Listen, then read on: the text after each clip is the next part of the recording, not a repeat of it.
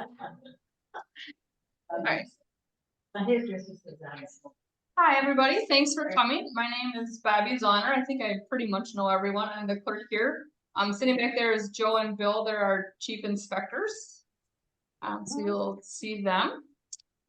Today we're gonna have a little presentation and then we'll do questions.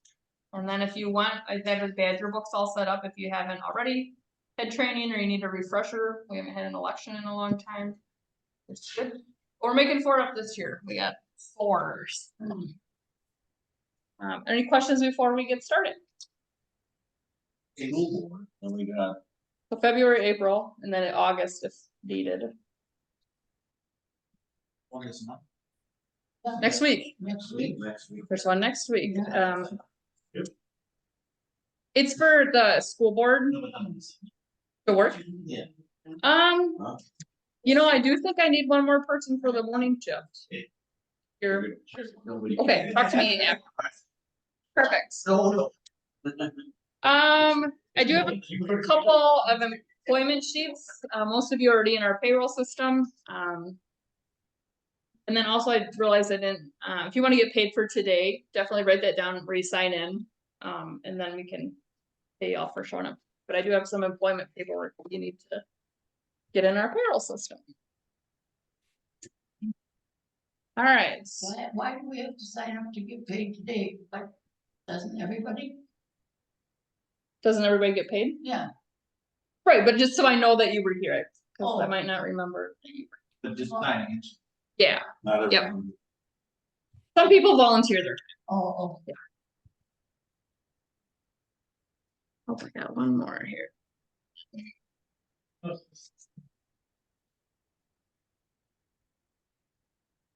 Okay. I don't want. So today we're gonna go over our contingency plan. This is a plan that was last updated in 2020, so we might need to review that. This is always with the chief inspector, but it's available if anyone ever wants to look at it if we're having downtime. But we're gonna pretty much cover everything today that's in the plan, but just know that that's always on site on election day. So what is the purpose of a contingency plan? Obviously, it's just so we're prepared in case something happens, right? So we are gonna address how to prepare for, manage and mitigate and recover from any sudden unexpected event that might disrupt election day.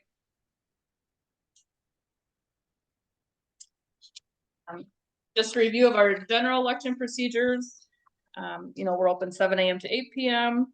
You guys are in charge of running the election. And then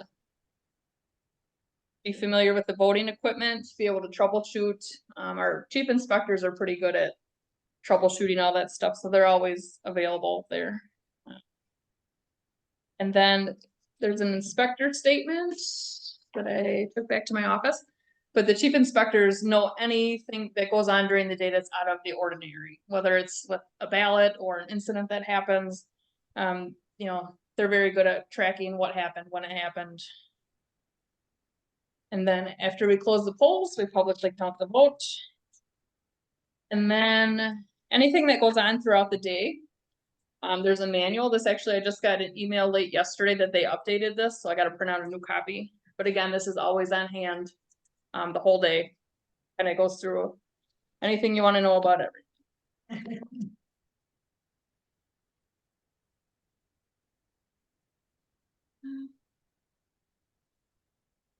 All right, so the next slide here. First of all, our primary polling location is the library right now. And then if something were to happen there, we would hold it here, which obviously you can tell this is a very small room and it would be very challenging to hold voting here. Not sure if any of you know this, but we are planning to build a new village hall and police station. We're in the process of hiring an architect for that. Hoping that building will commence next year. Plan. So yeah, then for 2026, voting will take place in the new building. Hopefully we'll have a nice big new space for that. We're very excited about that. Which is next to the fire. It'll be next to the fire station. That's the plan. Yep. All right. So if something were to happen like prior to election day, so say it rains the night before and the library gets flooded, or like a couple days before, or something happens at the library where we know we need to move the election to here. You know, I would communicate with the election commission and the county.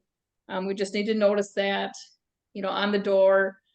Obviously, we'll let the media know, so it's on, you know, TV, we'll put it on social media, on our website, we'll try to get the word out as best we can that we need to move the polling. If something happens during the day, I think this happened, was it Brooklyn? Last year, or the year before, where they had an incident, and so during the middle of the day, they had to like move their polling site. So again, we would, you know, need to alert people, post it. I have a slide later on that'll kind of go through more what steps we need to take if we ever have to do that. I guess in all these instances we're gonna go through, the most important thing is, you know, human safety, our safety. If there's time, things we would need to grab are the voting machine. Just unplug it and you can wheel the whole thing, you know, that has all the marked ballots in it. The unmarked ballots, so whoever's working the ballot table, just grab that box. And then the Badger Brook server machine, we don't need all of them, just the one that's marked server. So you just need to unplug it, grab it, and take that with you. And then we're kind of getting away from paper stuff, but if there is any paper registrations, grab those too. There's time. Obviously, if it's something real major, getting out safely. So we're just gonna go through some instances and feel free to chime in or ask questions as we go along. So if there's a medical emergency, which either a worker or a voter comes in and, you know, you notice they collapse or, you know, something happens, what do we do? You know, we have dial 911, the address of the library, 2107 Julius. I don't know, if you can just say the library. Some things it says in our plan is if it's not life emergency, don't render first aid. And Joe actually might be able to chime in a little on this slide. He is certified CPR instructor, and he'll know, you know, you're supposed to ask them, you know, do you need help? Do you want me to help you? Make sure you have their permission. If you can, you know, try to get their name and phone number, a little bit of information, but don't engage with them too much and ask too much information. Then obviously report any injuries of poll workers to me. That way I can fill out the appropriate paperwork if there's an. But EMS is just a block away, so you'd have quick response time. Need to call an ambulance. Oh, on this slide too, when I was at Dane County Clerk training a month or so ago, we were all given a box of Narcan. And then the library also has Narcan there if we would ever need that. The concern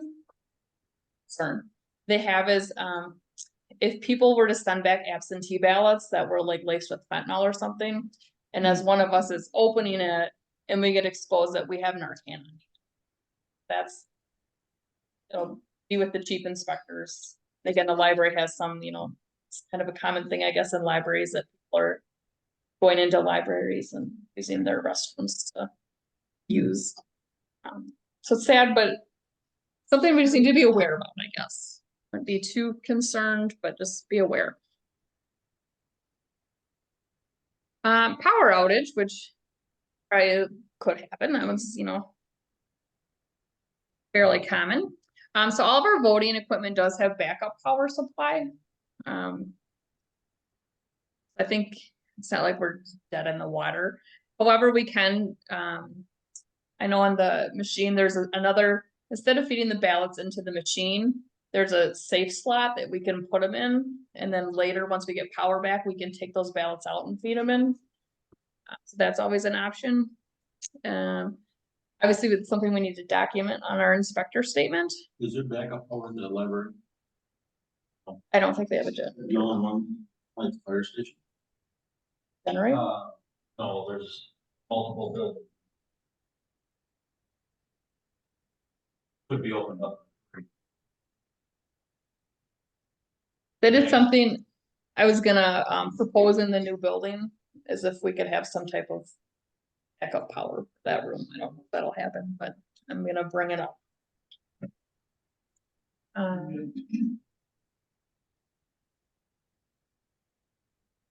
Now the Badger books also have their own backup power supply, and then we are supposed to actually print a paper copy of, and always have a paper copy of the poll books on hand.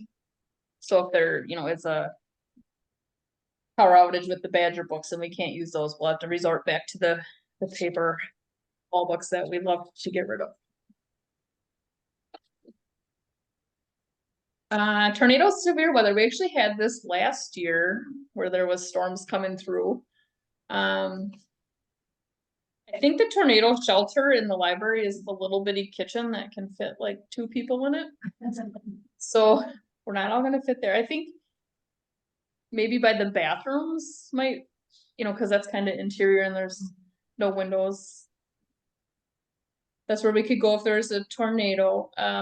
Again, if there's time, grab the voting machine, grab the ballots, grab the server machine.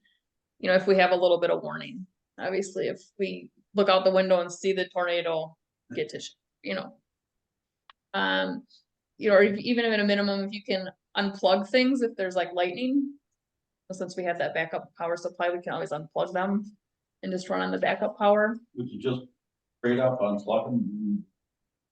Control shutdown of them? No. On the machine? Badger No. books have you backup back. Yeah. So unplugging it, they'll run battery. And actual voting machine counter battery.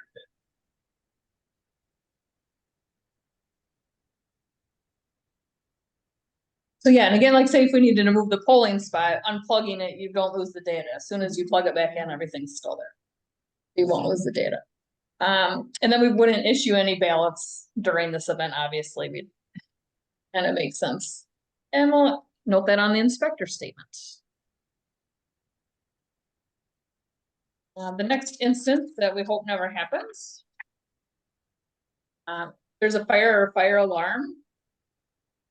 If we just hear an alarm going off and we don't see or smell smoke, I think that's a great example where we have time to grab all this stuff. Kind of what we've thought of as a designated meeting location is like the pool parking lot. So just grab everything, all the, you guys will all meet there, take a head count. If it's safe to go back in, we just go back in, plug everything back in and continue. Shelter. Other. Parking lot. There's a fire? There's a fire. Yeah, this one's just for a fire. Yeah, but Could be raining. If you would like to stand under the shelter, you can stand under it. it's the equipment rather than, Yeah, because I can see a light right turn off. yeah, that would make sense. If it's just a fire though, I think you'd want to be a little bit farther away. That's why I said the pool. All right, and one thing that it's been stressed at some of the trainings I've attended is that you guys should not be talking to the media. Any story we want, it's like it needs to be controlled and through one person, and we don't want them hearing all your guys' little opinions and stories, so. Leave the media talking to, probably not me, probably me. This slide for this, but it takes on our poll walk. Start having questions. Want any of us to answer those questions, or should we? I would check with the chief inspector first, yeah. Oh, one other thing I had a note on. I mentioned it a couple slides back. When people come in to vote, that should be confidential. Like, we shouldn't be, telling an hour later saying, oh, hey, your brother came in and voted. Or, hey, I noticed, your spouse hasn't voted yet. Make sure they go vote. Like, we shouldn't be saying things. Just kind of people vote in confidence. Need to keep that confidence.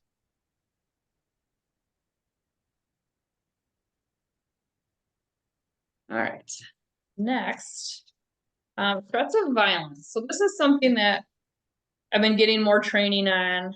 I hope it never happens here, especially November. The presidential elections, they kind of get heated sometimes, or, you know, there's some crazy people. But it can happen anywhere. Someone can show up and, you know, maybe they're under the influence or just riled up about something, but they come in. If anyone starts coming in, yelling or getting escalated, just first of all, it says take it seriously, you know, don't just blow it off. It's a small area, so the chief inspector is gonna see them come in and hear them, so kind of let them be the ones to deal with it. If you need to, call 911, don't be afraid to get the police involved. If there is a confrontation, just try to stay calm. If you're trained in de-escalation, you know, if you want to attempt to de-escalate the situation, you can, otherwise just, I would wait for the authorities to get there. Just let them do. And the last one says do exactly what you're told. So I think this is more of an instance if someone comes in and like, maybe they have a gun and they're like, give me all your ballots, like just. Cause I think kind of what the message that I've been getting, you know, don't mess with them. If they're crazy and threatening extreme violence, just don't try to attack them or. Unless they're trained in that, I don't know.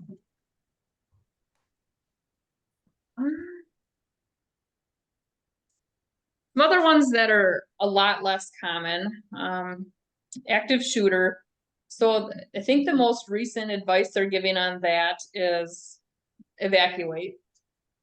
So, you know, if you can, run away. Hiding is the second one. I don't know where you're really gonna hide in that room. You know, if someone were to come into that room, like, there's not a lot of options. Confronting them, I don't know, again, if you know any de-escalation techniques, if you're trained in this kind of thing. And if you feel comfortable doing that, I don't know how that'll work, but. Again, I think that's such a far stretch that would happen. But just, again, something to be aware about. Terrorisms and bomb threats, I would, you know, obviously evacuate, call 911, let the authorities handle that. Same with a hazardous leak or spill, I can't imagine that would really be an issue for us. Oh, and then the last one is zombie apocalypse. You know, that's also not likely, but something we can be prepared for. We could do that, yeah, maybe they want to vote.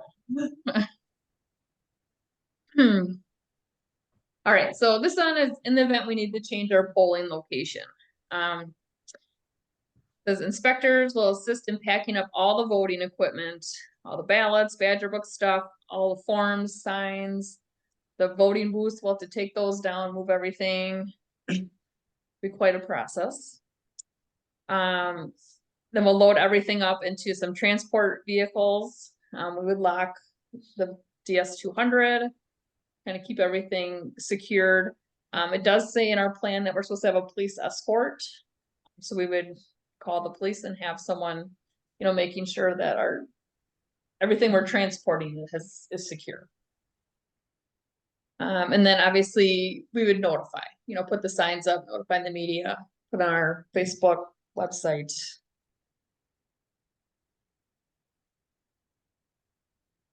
I think that's all I have for this. I'm gonna hit the wrong button. Are there any questions about emergency contingencies type stuff?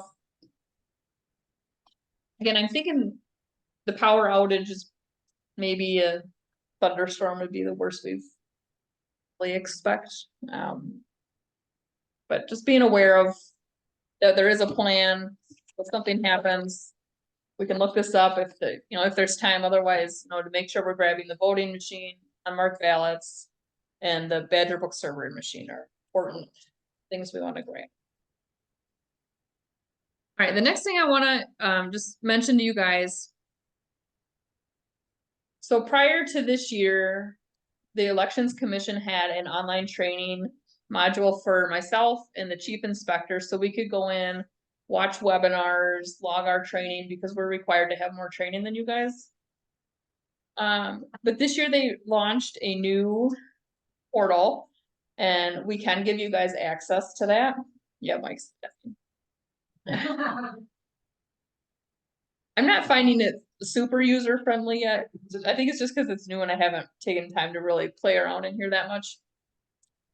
But instead of like attending an event like this, if you'd rather just, have access to this to log in and watch some things, I can certainly set anyone up with credentials, or if you just are bored some Saturday and want to watch 3 hours of training videos,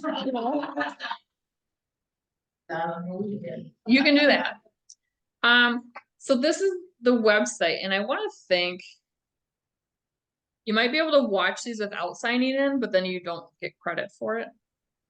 Oh no, create an account. All right, We it would be training, yeah. I suppose if it wasn't assigned training, or, if you were doing it in lieu of this, you're just randomly going on there and saying, I watched 10 hours of video, we probably won't pay you for it. Oh, no. Oh, there it is. Gonna hide.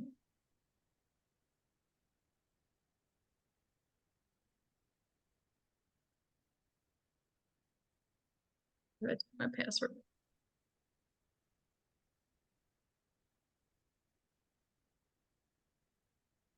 All right, so just I got my lovely picture there. So you have a dashboard, and there is a webinar you can watch when you're in here that teaches you how to navigate in here. And again, I'm not real great at this. Like I could come in here and I could assign you training. Obviously this is really slow today. I just want to let you know, I'm gonna send everyone an email too. And then if ever you want login information, I'm happy to get you guys signed up for this. It's not required. You can definitely attend things in person. But if you are the kind where you'd rather sit at home and watch a training video, that's perfectly fine. And we are only required to do this once a cycle. So you guys are good for a couple years. Obviously, this is not working very good. But anyway, we won't. There you go.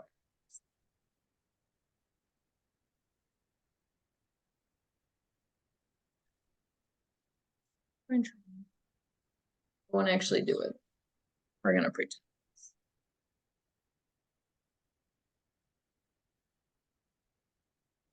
You just get this nice little webinar there. And it's actually on contingency planning. All right, are there any questions about the ElectEd training platform? All right, so again, I'll send you guys all an email, and then you can just let me know if you would like access to this, and I'm happy to set you. All right,